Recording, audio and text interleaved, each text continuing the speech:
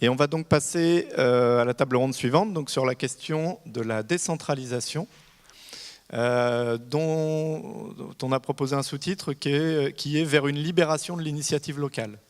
C'est aussi un petit clin d'œil, on va dire, au logiciel philosophique de notre président, parce que le constat, c'est que finalement, aujourd'hui, l'action locale en matière d'énergie, elle peut, pour partie, être bloquée par un État qui peut être encore un peu trop en contrôle.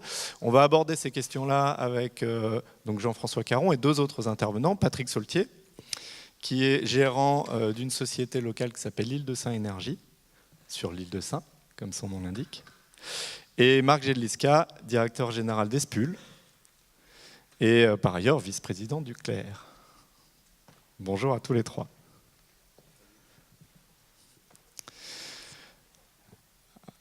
Donc on a entendu l'histoire un petit peu et puis l'approche de Jean-François Caron.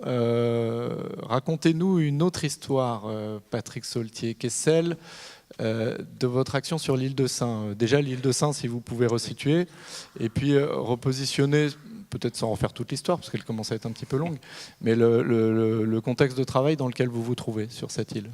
Oui, donc l'île de Saint, c'est une petite île à la pointe ouest de Bretagne, très petite île qui fait une cinquantaine d'hectares, qui a environ 120 habitants l'hiver, jusqu'à 1500 l'été avec le tourisme et les résidences secondaires. Île qui a la particularité de ne pas être accordée à au réseau électrique du continent et qui fait donc partie de ce que l'on appelle les ZNI, les zones non interconnectées, et au sens de la directive européenne, le micro-réseau isolé. Et où, sur ces petits territoires, il n'y a pas de séparation juridique entre le distributeur d'électricité et le producteur et le fournisseur. Et donc c'est pour ça que je parlerai EDF, mais souvent sur le continent, vous pouvez remplacer EDF par Enedis, c'est exactement la même chose dans la pratique. Et aujourd'hui, l'intégralité de l'électricité produite sur l'île est à partir de groupes électrogènes qui fonctionnent au fioul, donc par EDF, à un prix extrêmement élevé, environ 50 centimes du kilowattheure, et qui par contre est revendu aux clients dans le cadre du tarif régulé à 5 centimes pour la partie production. Et la différence est payée par nous tous, par tous les consommateurs d'électricité français, avec la CSPE. On n'a pas abordé cette question tout à l'heure, mais ça s'appelle la solidarité territoriale. Voilà, qui est extrêmement importante, mais qui, comme l'illustre notre projet, notre combat sur l'île de Saint, illustre un peu les problèmes de manière caricaturale. Ça illustre les problèmes du système électrique français comme il est fait, et notamment sur l'utilisation de la solidarité. Donc ça fait plus de 35 ans que les habitants de l'île de Saint entendent parler qu'il y aura des renouvelables sur l'île. Première annonce que l'on a retrouvée, c'est dans la presse 1984 qui disait qu'il y aura une éolienne en 85 sur l'île. On n'a toujours rien vu pendant une trentaine d'années. Puis ensuite, il y a eu une étude en 98 qui expliquait qu'on pourrait faire du renouvelable, qu'il y aurait des économies sur les coûts de fonctionnement et qu'on pourrait arriver facilement à 50%. Toujours rien eu. Il y a eu encore une autre étude qui, cette fois, parlait de 75%, etc. Là, il y a eu quand même quelque chose, ces distributions d'ampoules, etc., par l'entreprise EDF. Mais ça ne suffit pas. En 2008, tout de suite après les élections, il y a eu les grosses tempêtes. L'île est au ras de la mer. Il n'y a pas de falaise, rien. On est à 1,50 m au-dessus du niveau de la mer. Donc, tout de suite après les élections, il y a eu une grosse tempête et submersion d'une partie de l'île. Alors, submersion très rapide dans le temps, 1 heure, mais qui a cassé des digues, etc. Donc, premier projet de l'équipe municipale, bien sûr, c'était de refaire les digues. Et puis, la deuxième chose, c'est de dire, on commençait à entendre parler du réchauffement climatique, élévation du niveau de la mer, mais il faut qu'on se bouge. C'est pas normal, ici, EDF produit avec du fioul, il contribue à notre propre mort. Donc, ils ont voulu faire du renouvelable, installer du renouvelable avec une coopérative d'habitants. Et ils sont allés voir, logiquement, EDF, qui leur a dit « Ah non, c'est pas possible, si vous mettez des panneaux solaires, il faut le faire en autoconsommation. » Ils le redisent maintenant. Et vous devrez le déconnecter du réseau quand il y aura du soleil. En gros, à midi, il faudra les couper. Bon, ça ne leur a pas convenu. Et puis, ils ont cherché une action, enfin, ils ont cherché un acteur. Et moi, j'ai entendu parler de ça. Parce que oui, je suis ouvrière du projet, je suis le seul du comité de direction, 1 sur 8, à être extérieur à l'île. Breton, mais pas. Voilà, pas breton, têtu aussi têtu que les habitants de l'île. Et donc, j'aurais dit, on peut comprendre que EDF ne veuille pas, faites vous-même. Et c'est comme ça que l'aventure est partie, qu'en 2013, les habitants ont créé leur société Île-de-Saint Énergie. Alors je vais résumer, il y a eu, donc depuis 2013, il y a eu un paquet d'étapes de franchies. Et on est arrivé donc aujourd'hui à Bruxelles, après être passé par Paris. Qu'est-ce que vous allez faire à Bruxelles? À Bruxelles, on a déposé une plainte contre la loi française qui impose aux îles EDF comme seul acteur imposé pour assurer le service public de l'électricité. Aujourd'hui, il y a deux choses. On voit que EDF communique énormément depuis qu'on a créé la société, surtout depuis qu'il y a eu l'épisode de l'amendement sur la loi transition énergétique. Et depuis la plainte, c'est encore pire. Les actions de communication ont encore nettement augmenté et qui font même croire à beaucoup que ça y est, maintenant tout va bien, on est à 100% renouvelable sur l'île, alors qu'on a vu quelques panneaux solaires installés. Et même 2 éoliennes qui ont été mises à l'abri du vent, et dont une, les pales sont tombées. Enfin bon, les caricatures vraiment de notre système. Qu'est-ce qu'on illustre? Mais peut-être, voilà, juste au fond, qu'est-ce qui vous empêche de faire des installations d'énergie renouvelable avec votre société aujourd'hui? Alors aujourd'hui, ce qu'il faut bien comprendre, c'est le rôle central et le rôle clé du réseau de distribution de l'électricité. Sur ça, on le voit assez facilement. C'est celui qui pilote l'équilibrage entre l'offre et la demande qui finalement détermine les moyens de production. Sur ça, c'est assez évident. Dès qu'on met une installation de production, on peut très vite dépasser la consommation. Et inversement, à 5, quand le boulanger met son four en route à 5 heures du matin, on multiplie par 10 ou 20 la consommation, parce que tout le monde dort à ce moment-là, à part lui.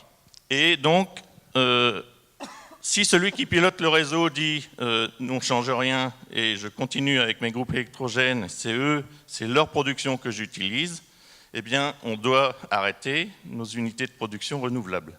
Ce que l'on demande, c'est très simple, c'est par exemple, la plupart d'entre vous avaient un chauffe-eau électrique. Aujourd'hui, c'est EDF ou pensez Enedis, pour ceux qui sont sur 95% du territoire avec le monopole Enedis. C'est Enedis qui met vos chauffe-eau électriques en route. À Saint, les chauffe-eau électriques, c'est plus de 50% de la consommation. On dit un truc extrêmement simple, c'est les chauffe-eau électriques, mettez-les en route quand nos hydroliennes fonctionnent. C'est-à-dire 4 fois par jour, on a la marée, avec des très forts courants à Saint. S'il y a des marins, ils le savent. Donc on utilise nos machines en priorité. Vous n'avez pas d'hydrolienne pour l'instant? Comment? Vous n'avez pas d'hydrolienne pour l'instant. C'est l'idée du projet. Voilà. Parce qu'on ne peut pas démarrer à mettre une machine et puis attendre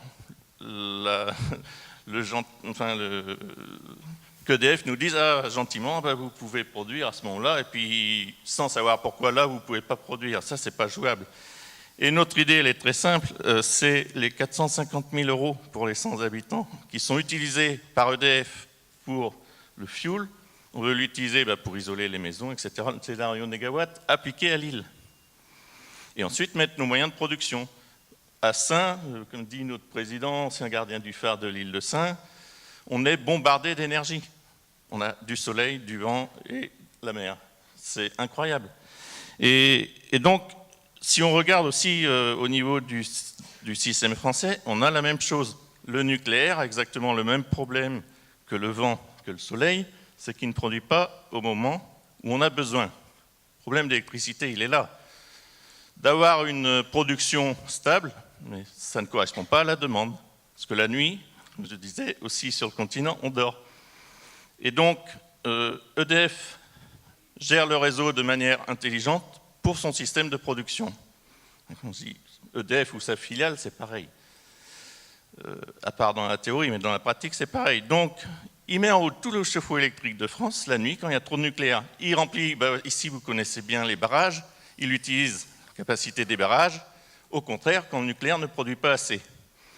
Si, comme on veut à Saint, c'est le local qui commence à diriger le réseau sur cette question de pilotage, leur production nucléaire, elle ne sait plus quoi faire.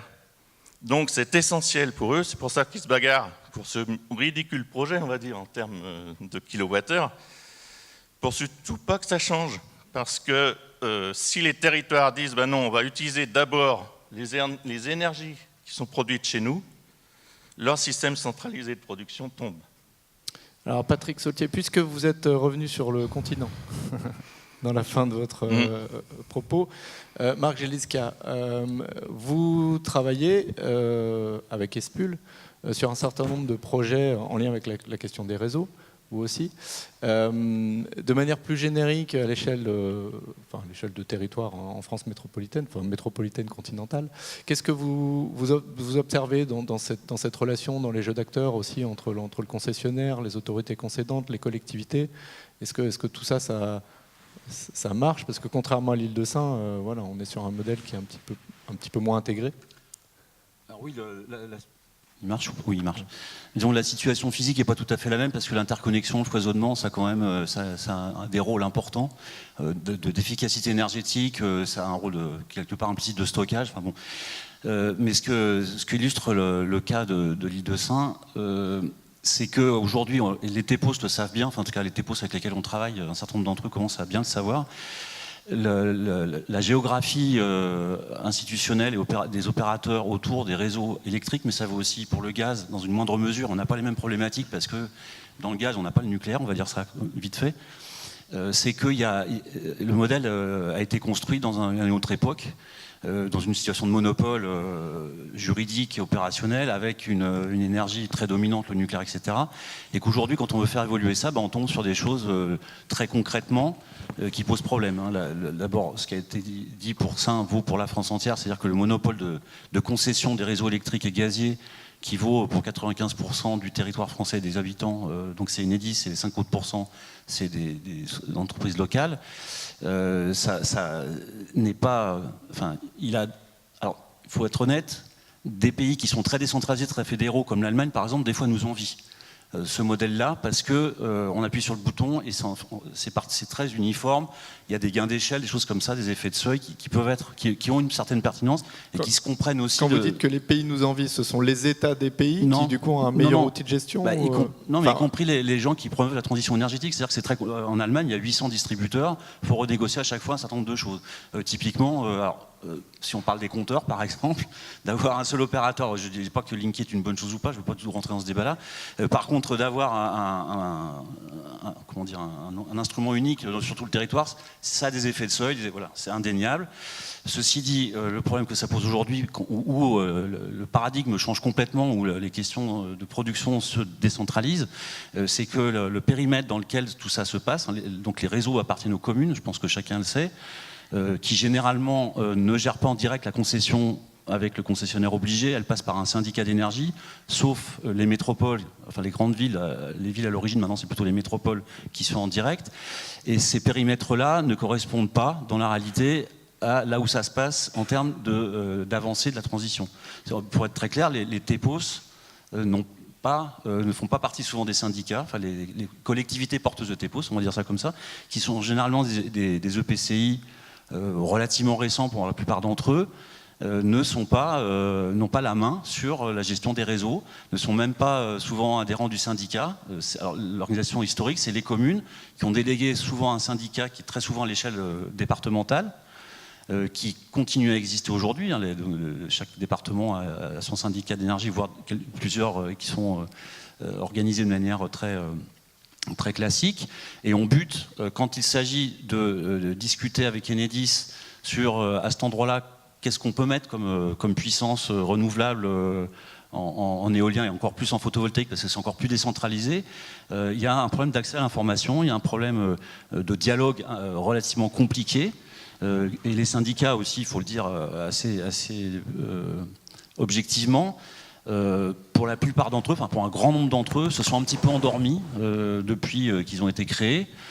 Ils ont normalement leur rôle principal, c'est le contrôle de la concession, c'est-à-dire que tous les ans, alors Enedis pour la partie réseau et EDF pour la partie tarif régulé de vente et tarif bleu doivent rendre ce qu'on appelle un CRAC, c'est un compte rendu d'activité de la concession au propriétaire, donc au délégataire qui est le syndicat, c'est quelque chose qui est un bout de papier que personne ne regarde.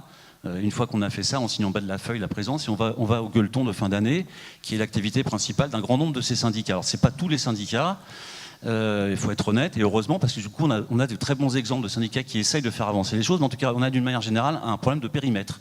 Donc et c'est un sujet qui est très abscon, mais qui commence à monter un petit peu. J'ai été reçu à la FNCSR il y a très peu de temps. La FNCSR, donc, qui est la Fédération des syndicats d'énergie. La question qu'ils m'ont posée, c'est quelle est votre vision de l'avenir, de quoi servent les syndicats dans l'avenir, en gros. Je pense qu'il y a un début de prise de conscience qu'il va falloir bouger. Et notamment, alors ce qui se passe à l'île de Sein est un antagonisme assez virulent, on va dire, et puis Patrick, on le connaît. Je pense qu'on n'y arrivera pas par l'affrontement. C'est pas ça qu'il faut faire, c'est la collaboration. Au contraire, on a besoin absolument que les gestionnaires de réseau, alors reprendre le réseau en gestion directe, on peut l'imaginer dans un monde, je pense que ça prendra énormément de temps, il y aura des résistances très fortes, qui se comprennent aussi pour des tas d'autres raisons. Je pense que ce qu'il faut, c'est au contraire, c'est les emmener avec nous dans la transition. Alors, on en est aujourd'hui au niveau des discours. Enfin, l'année dernière, vous vous rappelez, à cette même tribune, c'était assez intéressant de voir la discussion entre le syndicat du Cantal et Enedis. Mais il faut les emmener avec nous dans une logique de dialogue. Le problème, c'est de savoir est-ce qu'on va y arriver par la persuasion, par la raison, par l'envie de faire ensemble bien les choses, ou est-ce qu'il va falloir aller au rapport de force? Bon, Patrick a choisi le rapport de force, il en faudra probablement aussi, mais moi j'ai vraiment, c'est plus que de l'espoir, je pense que ça va se passer, on va y arriver dans le positif. Après, c'est le pas de temps dans lequel ça va se passer qui est le gros sujet. Alors c'est amusant, on va peut-être pas faire un débat sur cette question-là, mais par rapport à la tribune qu'on vous présentera tout à l'heure, on a un petit peu discuté de la tonalité. Et quand on voit aujourd'hui le positionnement des associations de maires, tout ce qui est plus traditionnel, elles rentrent un tout petit peu plus dans le tas que nous on peut le faire. Comme quoi, je pense que tout est complémentaire en termes de modalités d'action pour arriver au même résultat. Je ne suis pas tout à fait sûr que ce soit sur le thème de la gestion des réseaux que les associations d'élus locaux montent au créneau. Alors, par contre, j'entends. Sur le côté, le retour du jacobinisme me tracasse aussi. Je voulais juste faire un petit sondage comme ça, parce qu'on évoque les syndicats, les pauvres, ils ne sont pas représentés. Est-ce qu'il y a des personnes de syndicats d'énergie dans la salle? C'est bien. Déjà, c'est bien qu'il y en a quelques-uns, c'est bon signe. Ce serait bien s'il y en avait un peu plus, évidemment. Ok. Marc, par ailleurs, quand on avait évoqué Alors c'est vrai que quand on évoque la question de la décentralisation, un peu spontanément, on se pose la question de difficultés d'ordre juridique et réglementaire. Et finalement, un des premiers aspects que vous aviez évoqué, c'est aussi en lien avec un de vos champs de travail, qui est celui de la planification énergétique. Qu'est-ce qu'ici, dans le dur, on pourrait dire, qu'est-ce qui manque ou qu'est-ce qui bloque qui pourra encore faire l'objet d'une libération, comme on a sous-titré la table ronde? Je ne suis pas convaincu qu'il manque énormément de choses en termes juridiques, en termes juridiques réglementaires. Bon, la France est un pays centralisé, on le sait, on le vit tous les jours, avec des hauts et des bas. Pour l'instant, on repart dans une logique centralisatrice, encore une fois, qui est inquiétante. Néanmoins, il y a eu quand même, depuis quelques décennies maintenant, des débats et des lois qui ont fait un petit peu bouger les lignes. Je pense à la loi du Grenelle ou la loi de transition énergétique, les lois NOTRe, etc. Donc on a un dispositif juridique qui est ce qu'il est, qui est sûrement perfectible, mais qui quand même laisse un certain nombre d'espace aux collectivités, à voir si ça va durer, mais si elles s'en saisissent. Moi, l'inquiétude que j'ai, c'est que je trouve qu'elles ont du mal à s'en saisir. Pour aller vers, comment dire, non pas un pilotage autoritaire du territoire, mais ce qui a été dit très bien par Jean-François, la table précédente, il faut emmener tout le monde, et ça c'est un outil technique en fait, c'est la planification énergétique, ça concerne les réseaux évidemment, mais aussi le cadastre, l'aménagement du territoire, où est-ce qu'on localise les différentes activités, etc. La mobilité derrière évidemment. Je suis pas spécialiste, je ne vais pas faire une analyse juridique, mais quand même j'ai le sentiment qu'il y a déjà sous la main pas mal de choses possibles. Le problème, c'est qu'on n'a pas la culture de ça. Les élus locaux, ils font plusieurs mandats. Alors Jean-François est là depuis longtemps, mais ce n'est pas des spécialistes non plus des sujets. Les agents des collectivités n'ont pas la culture nécessairement de la transition énergétique. On parlait tout à l'heure de formation, de transition professionnelle. Je pense que ça vaut aussi dans le monde des collectivités locales et tout ce qui tourne autour. Et le constat qu'on fait, c'est que je fais moi en tout cas là où j'agis, c'est que il y a une absence de compréhension de ce qu'on pourrait faire et d'action. Je prends un exemple très simple, c'est les questions des PLU, PLUI, etc. Alors, j'ai eu la carte, j'habite dans un dépôt qui s'appelle Beaujolais-Vert, l'Accord. La cartographie par commune de qui est-ce qui est au règlement national, qui est-ce à la carte communale, qui est-ce au PLU, au poste machin, c'est un patchwork, c'est quelque chose. Et ça veut dire que la collectivité qui est le PCI, donc une communauté d'agglomération, qui est vraiment très volontariste, n'a aucun moyen d'action sur les questions d'aménagement du territoire parce qu'il n'y a pas de PLUI, parce que les maires ne veulent pas changer ça, parce que traditionnellement, on peut vouloir changer l'affectation du prêt d'un agriculteur qui va partir à la retraite, ça lui fera du revenu, etc. Donc, on a ce type de phénomènes qui sont aussi quelque part des solidarités entre générations, non mais si, il faut le voir sous cet angle-là. Historiquement, c'est comme ça que ça s'est construit. Bon, le Beaujolais est connu pour être très individualiste. Le prototype, c'est Clochemerle. Mais on voit bien qu'on bute sur ce type de résistance au changement. Et qui est parce que la transition énergétique n'est pas encore vue comme une opportunité, c'est vu comme au mieux une obligation, au pire une menace. C'est-à-dire qu'on est obligé de faire un PCAET. Il y a des PCAET qui servent essentiellement, je pense qu'on pourra faire une statistique, mais il y en a beaucoup qui servent à remplir les étagères. Ceux qui vont vraiment servir à faire de l'action, c'est peut-être un procès d'intention que je fais, mais on attendra quelques années pour le voir. Voilà, donc c'est un exemple pour dire le côté on agit tous ensemble, on est dans une équipe, on essaie d'avancer. Alors moi, le Songwall me sidère, mais la misère que tu décrivais, Jean-François, pour le coup est une opportunité parce que quand t'as pas ces choses-là, par quel bout le prendre, c'est plus compliqué. Je voulais rebondir sur quelques commentaires. Premier d'un élu local très très dynamique, membre d'un syndicat qui a levé la main tout à l'heure, de Savoie. Les syndicats, depuis la loi de transition énergétique, doivent rencontrer les territoires dans les commissions consultatives de l'énergie. Et donc, la conclusion qu'il en tire, c'est que finalement, chaque territoire, TEPOS, en particulier type intercommunal, doit avoir de l'exigence sur son syndicat et commence à avoir un levier pour le faire. Je pense qu'effectivement, il y a certainement une logique de transformation de culture pour aller vers là, mais c'est vrai que si on ne va pas au contact, ça n'avance pas. Il y avait deux questions un tout petit peu plus techniques, peut-être Patrick Soltier, je vous les pose. Vous évoquez la question des heures creuses, heures pleines. C'est pas EDF qui définit ces heures-là, c'est la commission de régulation de l'énergie, a priori. Alors voilà, que dites-vous de ce point-là? Et puis le deuxième point sur la question de la production, une question a été posée sur est-ce que l'île ne bénéficie pas des mêmes tarifs d'achat finalement? Je ne sais pas, c'est peut-être lié à la mention que vous avez faite de récupérer l'argent de la CSPE pour transformer le territoire. Voilà. Déjà, quand même dire non, on ne voulait pas partir au combat, mais par contre, après 35 ans d'attente et de demande insistante, il y a un moment où il faut faire, il faut que ça bouge. Par ailleurs, je suis élu dans un syndicat, pas celui du Finistère, mais un autre. Et je suis allé à quelques congrès de la FNCCR où quand même une grande majorité de syndicats voudraient quand même faire des choses, mais eux-mêmes n'ont aucun poids, ne peuvent pas discuter du cahier des charges sérieusement parce que de toute façon, la loi dit c'est EDF ou c'est Enedis. Donc dans ces conditions-là, on peut très difficilement... Et on peut très difficilement discuter. La loi l'écrit, ça. Elle parle d'opérateurs issus de la séparation juridique. Bon.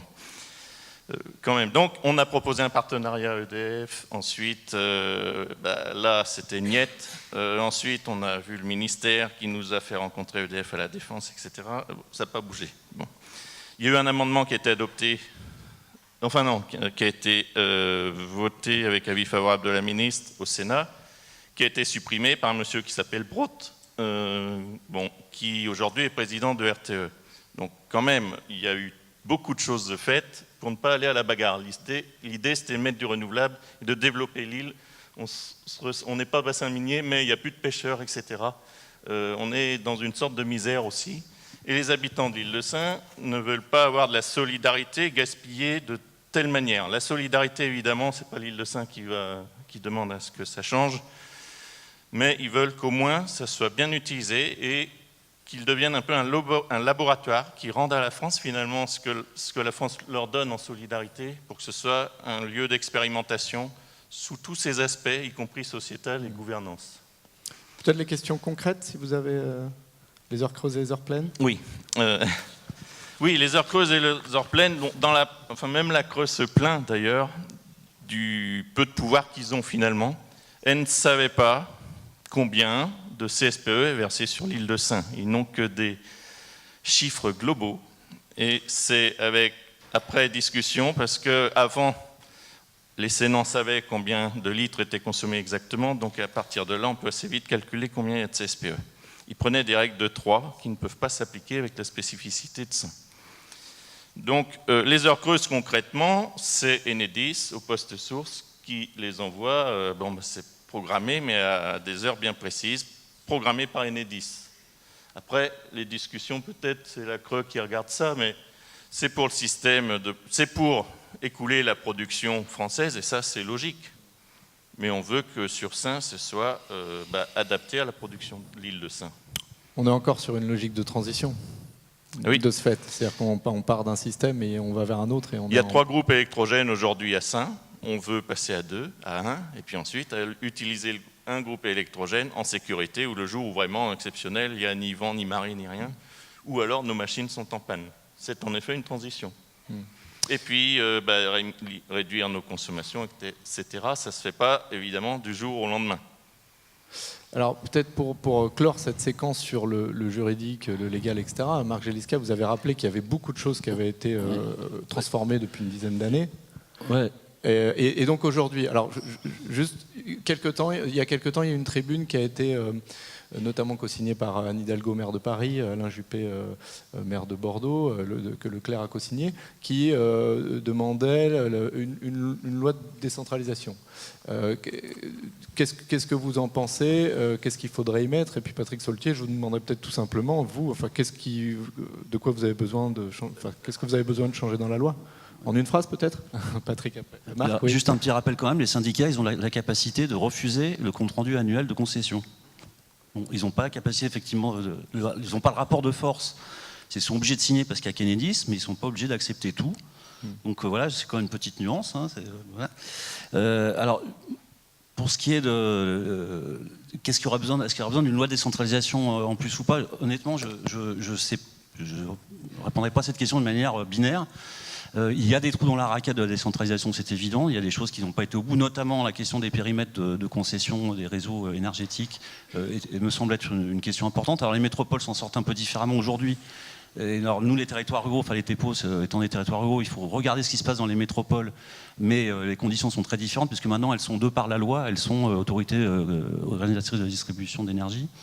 Et donc elles ont les manettes, et elles se lancent aujourd'hui dans des exercices qui ne sont pas des exercices réglementaires, qui s'appellent les schémas directeurs de l'énergie, qui ne sont pas obligatoires, qui ne sont pas normés, on va dire. Et c'est ça aussi qui est intéressant, c'est qu'on commence à avoir un retour d'expérience des grandes villes. Alors c'est la métropole de Lyon qui s'est lancée en premier, et on voit les écueils aussi à éviter, notamment le côté hyper technique, des outils à tout faire, presse-bouton, on veut avoir tout sur avec des SIG, avec des belles couleurs, etc. Les élus adorent ça. Ça coûte vraiment une blinde. Ça sert pas vraiment. C'est pas sûr que ça serve vraiment à quelque chose. Et en tout cas, c'est pas ça que les équipes municipales, les agents ont envie d'avoir pour faire avancer le schmilblick. Et de ça, c'est quelque chose dont il faudra un peu se méfier. Les territoires en dehors des métropoles, il faudrait effectivement assez rapidement maintenant reposer la question des périmètres de concession, et puis je pense aussi des questions de documents d'urbanisme, d'aller vers alors pas une uniformisation au sens tout le monde pareil partout, mais quand même que ce soit les collectivités de projet, comme on dit, essentiellement les EPCI ou équivalents. Enfin, pour moi, les TEPO sont le prototype par l'action de ce type c'est cohérent. Il faudrait qu'ils aient dans les mains en fait tous les curseurs dont ils ont besoin en termes de connaissances de ce qui se passe sur leur territoire, d'usage, de potentiel de production, de différents secteurs, etc., de pouvoir programmer, donc on va pouvoir faire leur 100 mégawatts local. Et il manque encore quelques couteaux dans la raquette. Est-ce qu'il faut une loi encore par-dessus tout ça? Je ne suis pas juriste, je crains un peu ce genre de truc, parce que ça risque de prendre beaucoup de temps. La loi de transition énergétique qui a été programmée en 2011 a été votée en août 2015, après beaucoup de palabres. Il ne faudra pas repartir dans un cycle comme celui-là, il faudra peut-être être plus plus pragmatique et trouver dans des évolutions, dire sur d'autres supports juridiques, d'autres vecteurs, les moyens d'avancer sur ces questions-là. Encore faut-il que le sujet soit déjà posé. Or, il ne l'est pas encore tout à fait dans le paysage national, quoi. Donc Patrick Saultier, moi, si j'ai bien compris, vous, pour la question qui vous concerne aujourd'hui, il vous faudrait une loi.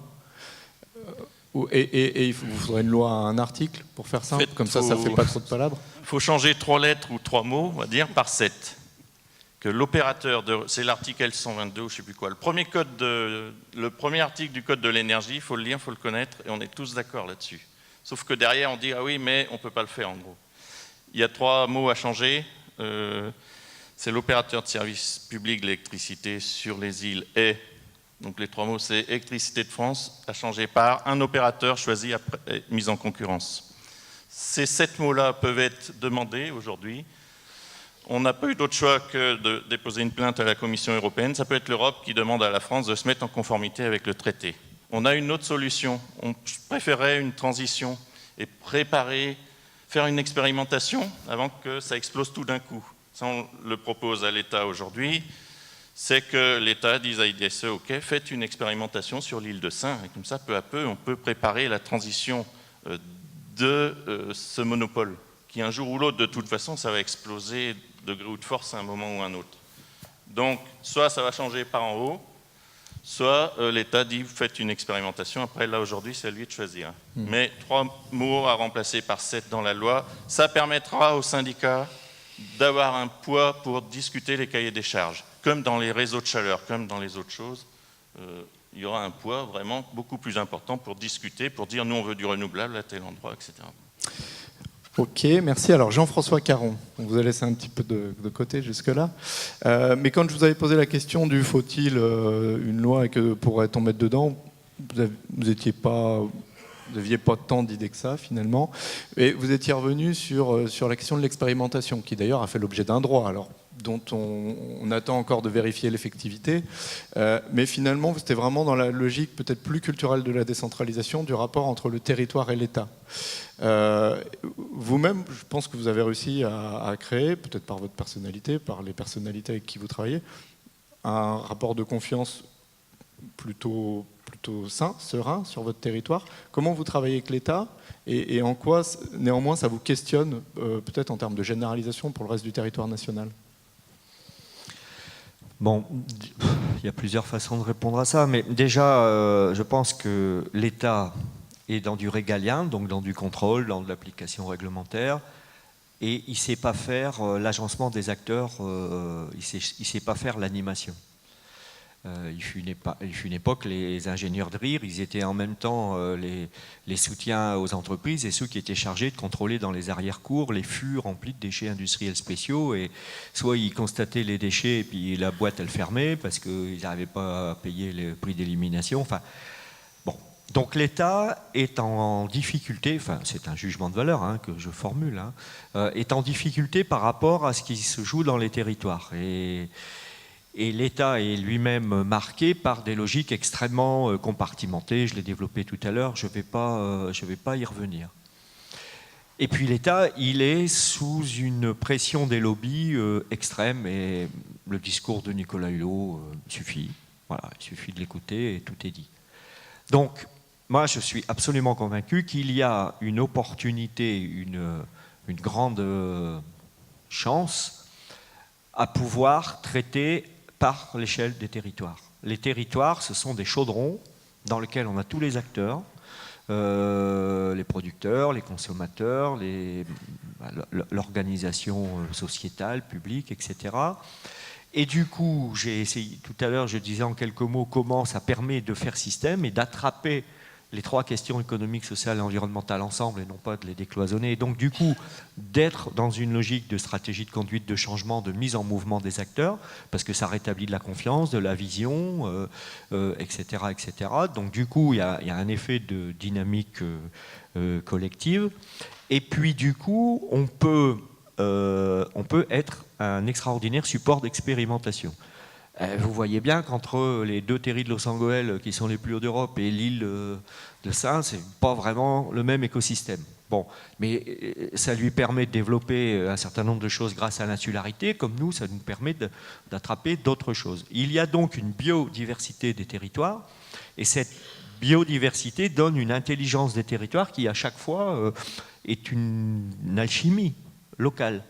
C'est extraordinaire quand on regarde dans les TEPOS. Là, on vient de mener un travail avec l'ADEME et il y a les amis des crêtes ardennaises.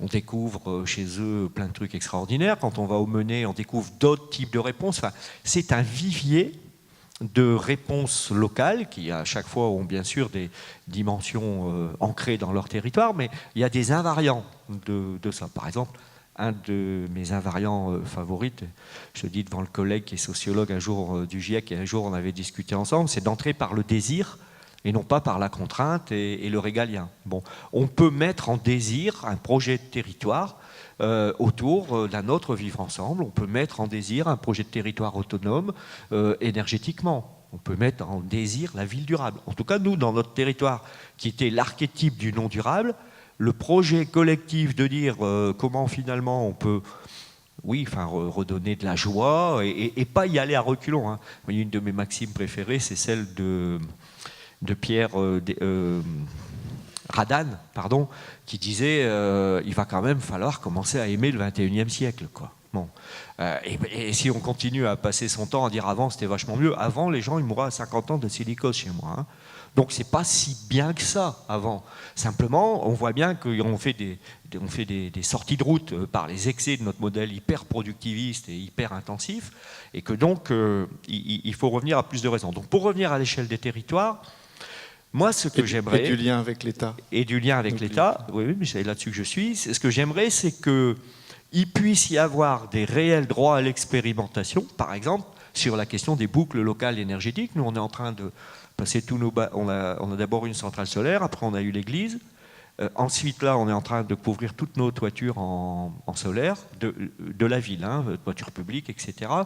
Et comme on a lancé une idée un peu originale, je le dis à Montmélian, qui est une des villes du solaire, hein, enfin moi, du début de ma vie politique, Montmélian, c'était... bon, c'est pour ça que j'étais ravi que ce soit ici que ça se passe, de voir un peu à quoi ça ressemble. On offre un capteur solaire pour chaque enfant qui naît dans la commune. Bon.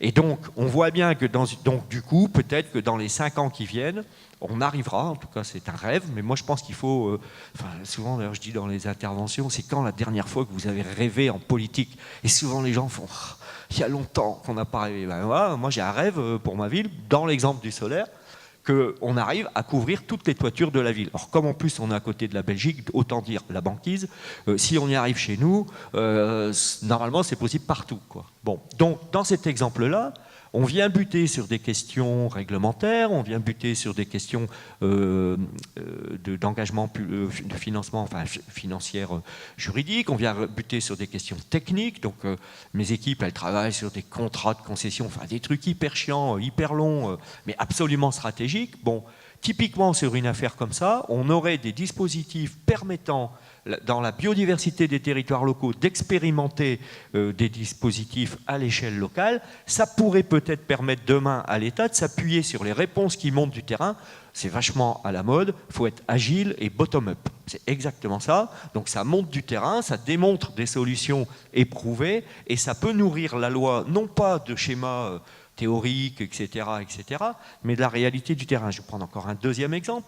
Dans les questions d'éco-construction, on est beaucoup sur l'éco-réhabilitation de l'habitat minier. On a 70 000 logements miniers qui sont tous des passoires horribles, parce qu'avant, le charbon était gratuit, donc on s'en foutait complètement si la chaleur sortait. S'attaquer à la réhabilitation, significativement, c'est s'attaquer à la question d'étanchéité à l'air, qui est stratégique dans le mécanisme de la construction, enfin de la réhabilitation, et donc ça mouille autant le plombier, l'électricien, le plaquiste, etc., pour obtenir une bonne étanchéité à l'air. Ok, donc nous on dit on va travailler par groupement, ce qui pose des questions des modèles économiques différents, économie de la fonctionnalité, de la coopération. Il faut qu'on arrive à articuler des réponses de professionnels différents qui jusque-là, pour ceux qui ont un jour fait construire une maison, si l'électricien laisse pendre ses fils, celui qui arrive après, il coupe les fils, la manière de dire « tu m'emmerdes, moi je suis là pour mettre le carrelage, et donc la prochaine fois tu mettras tes fils à bonne hauteur ». Et là, il faut qu'ils répondent ensemble. eh ben, ça pose des questions de garantie décennale, par exemple. Qui va endosser le risque s'il y a une malfaçon, vu qu'ils doivent travailler ensemble? Ça pose des questions de coopération entre acteurs. Donc si je prends ces exemples-là, c'est parce qu'on est dans le réel des opérations, qu'on est à une échelle qui permet d'avoir tous les acteurs autour de la table, qu'on peut le débloquer. Vous mettez ça dans les mains du CSTB, etc., ça nous sort des normes, ça nous sort des règlements, et on ne s'en sort pas. Donc voilà, pour moi, l'intérêt du territoire, des territoires, ils sont dans le monde réel, avec des jeux d'acteurs divers, mais justement, c'est génial d'avoir cette diversité.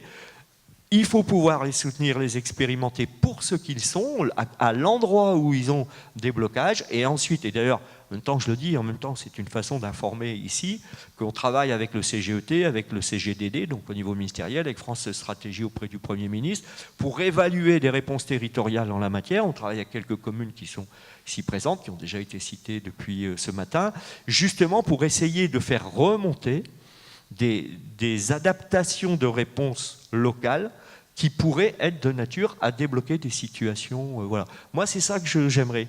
Et juste un petit mot, l'appel de Marseille, qu'ils appellent la République des territoires, bon, c'est original, et est une façon de dire qu'aujourd'hui, on a poussé tellement loin le bouchon d'une pseudo-décentralisation qui en fait est une reprise en main presque existentielle de l'État, puisque quelque part, c'est des choses qu'on lui arrache. Enfin, moi, j'ai eu dans une vie antérieure des responsabilités régionales, je voyais comment fonctionnaient les directeurs régionaux de l'équipement, etc., de Réal et tout, où d'un côté, ils devaient mettre en œuvre la décentralisation, et de l'autre, mais réellement, sur le terrain, ils voulaient reprendre ce que la loi leur avait retiré. Donc, cette pseudo-décentralisation a généré des comportements qui n'étaient pas forcément dans ce sens-là. Et aujourd'hui, et ce n'est pas être polémiste avec la nouvelle présidence de la République, mais aujourd'hui, on ne sent pas une volonté de repartir du réel, du terrain. Alors, ancien monde, nouveau monde, je m'en fous. Ce qui est sûr, c'est que nous, on est dans le monde réel. En plus, en tant qu'élu, on se représente aux élections. Voilà, on n'est pas là ad vitam aeternam. Donc il y a toujours ce rapport à la société. Le président aussi, a priori. Oui, mais pas les fonctionnaires d'État. Pas les fonctionnaires d'État. Pas les fonctionnaires d'État. Eux, ils gèrent une carrière. C'est pas exactement la même chose. Enfin, pas tous. Hein. Et puis, c'est pas honteux de gérer une carrière. Mais je veux dire, c'est pas les mêmes schémas de pensée. Et donc, oui, je pense que l'État serait plus efficace s'il partait de ce qui se passe dans les territoires, de la réalité de ce qui s'y passe, et du coup de mettre des moyens, c'est pas forcément beaucoup d'argent. Dans notre affaire là, de concession, plan solaire et tout, nous on a besoin d'aide juridique, on a besoin d'aide d'ingénierie. Une innovation, c'est une de mes formules favorites, une innovation c'est une désobéissance qui a réussi. Donc dans quelles conditions peut-on oser désobéir sans se faire flinguer, aller à l'échafaud, apporter des réponses? Et bien tout ça, ça nécessite de l'ingénierie, du tour de table des acteurs, enfin bref, un mode projet, quoi, et où on est tous autour de la table. Et ça, je ne suis pas sûr que l'État l'a compris, et pourtant, dans la merde dans laquelle on est, quand même, dans la situation d'urgence absolue dans laquelle on est, il faut trouver des réponses. Moi, j'ai écouté Nicolas Hulot, enfin, je n'avais pas besoin de l'écouter, mais tout est dit, quoi. On est à l'arrêt. Qu'est-ce qu'on fait? Comment on change de braquet par rapport à toutes ces questions-là? Je pense qu'ici, il y a plein de réponses. Vraiment. Merci. J'allais dire, c'est une désobéissance qui a réussi, mais si elle a réussi, si elle peut ne plus être une désobéissance, ça aiderait les gens qui suivent l'exemple. Après, c'est la nouvelle règle. Une fois qu'on a désobéi, juste je vais vous raconter une dernière anecdote parce qu'elle va vous faire rire. C'est sur les questions d'eau. Il y a de ça plus de 15 ans, on généralise la récupération des eaux pour alimenter tous nos systèmes à partir d'eau de pluie récupérée. Et je reçois une injonction du préfet m'interdisant d'utiliser l'eau de pluie pour vider les toilettes de l'école primaire. Donc j'ai écrit au préfet pour lui dire que j'étais d'accord avec lui, que c'était extrêmement embêtant si un enfant descend la tête dans la cuvette des chiottes, qu'il aille boire dans la cuvette des chiottes de l'eau de pluie. Je reconnais que ce n'est pas légal, ce n'est pas la norme, Maintenant, j'ai l'impression que c'est plutôt le pipi ou le caca des autres enfants qui sont dans la cuvette qui pose problème. Mais bon, voilà. Pour dire que des fois, on tombe dans des... Et le préfet lui-même, il est dans une injonction de faire respecter des normes et des règles. Voilà, cette petite anecdote, c'est pour dire que des fois, on s'enferme nous-mêmes dans des logiques et qu'il faut redonner de la place à de la biodiversité locale, quoi. Ce qui me permet de... Ce qui me permet de faire un clin d'œil au maire de Montmélian. Alors je ne dis pas la maire, au maire de Montmélian qui a été dans ce même type de lutte à l'époque pour poser des panneaux solaires. Voilà, l'État ne voulait pas parce que c'était pas harmonieux ou quelque chose de ce genre-là. Eh bien, les panneaux sont là aujourd'hui, puis personne s'en plaint tellement. Un mot de conclusion peut-être, Marc, Patrick. Après ce qu'a dit Jean-François, j'aurais honte d'en rajouter. Il y a juste peut-être, je suis totalement d'accord avec ce que tu as dit, il y a simplement, à mon avis, un problème de confiance, en fait. C'est-à-dire que l'appareil d'État, l'État dans sa splendeur magnifique, pluriséculaire, n'a pas confiance dans les opérateurs des territoires, dans les acteurs des territoires. Il n'y a pas de bienveillance, il y a un doute permanent de on va mal faire les choses, etc. On est infantilisé, en fait, une forme d'infantilisation historique. Et c'est ça le vrai problème, c'est-à-dire qu'on ne va pas décréter qu'on va en sortir. C'est comment on trouve les interstices dans ce cadre-là pour avancer malgré tout, avec la notion d'expérimentation qui est certes intéressante dans la loi. Mais pour l'instant, j'ai jamais vu d'exemple d'expérimentation. D'abord, est-ce qu'il y en a vraiment eu jusqu'où? Et est-ce qu'elles ont été instrumentées pour savoir si elles valaient le coup d'être généralisées ou pas? Tout ce mécanisme séduisant autour de l'expérimentation, moi je le crains un petit peu dans le contexte français, parce que pour moi c'est mettre ça de côté, dire c'est marginal, c'est là, et ça ne sera jamais généralisé. C'est-à-dire que, et troisième élément, et transformatrice.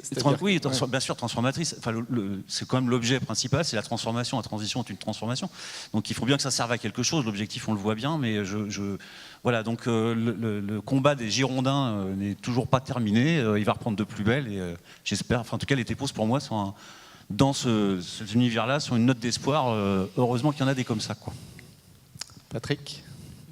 Quand même, des expérimentations, il y en a eu, par exemple, sur les investissements citoyens ou de particuliers dans les communes.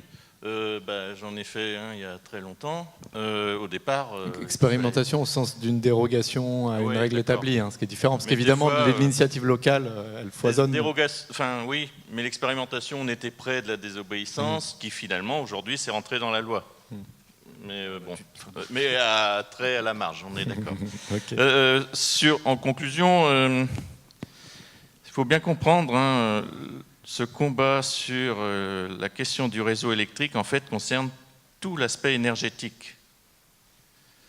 Un simple combat, c'est pour passer à énergie 100% renouvelable et non pas électricité. Sauf qu'aujourd'hui, avec le système actuel, où notamment la solidarité est donnée à l'électricité, enfin, les consommateurs d'électricité payent pour la solidarité nationale, ça c'est très bien, mais derrière, c'est EDF qui l'utilise à sa guise, sans contrôle. Et donc, sur l'île de Sein, par exemple, il serait plus intéressant que l'on donne de la CSPE directement à des particuliers pour chauffer au fioul que de passer par de l'électricité produite avec du fioul. On a un rendement de 30%, et si on chauffait directement avec du fioul, on serait à plus de 80%. Bon. Alors évidemment, ce n'est pas notre souhait. Mais plus globalement, si on regarde aussi la solidarité comme elle est faite, les territoires ne sont pas incités à produire de l'électricité chez eux, que l'électron vienne de 200 mètres ou de 1000 km, on paye le même prix. Ça n'incite pas du tout les collectivités à être vertueuses sur cet aspect-là. Donc ça, il faut bien comprendre, parce que je le dis quand même en conclusion, parce que aujourd'hui, le seul argument qu'on a face à nous, c'est « oh là là, si on n'est plus là, plus de solidarité. » Enfin, si EDF n'est plus là, il n'y aura plus de solidarité en France. C'est une vraie bêtise. Mais qui passe drôlement. On est dans ce dogme aujourd'hui. Ça renvoie à la libération de l'initiative locale, à la confiance qu'on accorde aux acteurs pour remplir des missions d'intérêt général ou commun à minima. Merci beaucoup à tous les trois.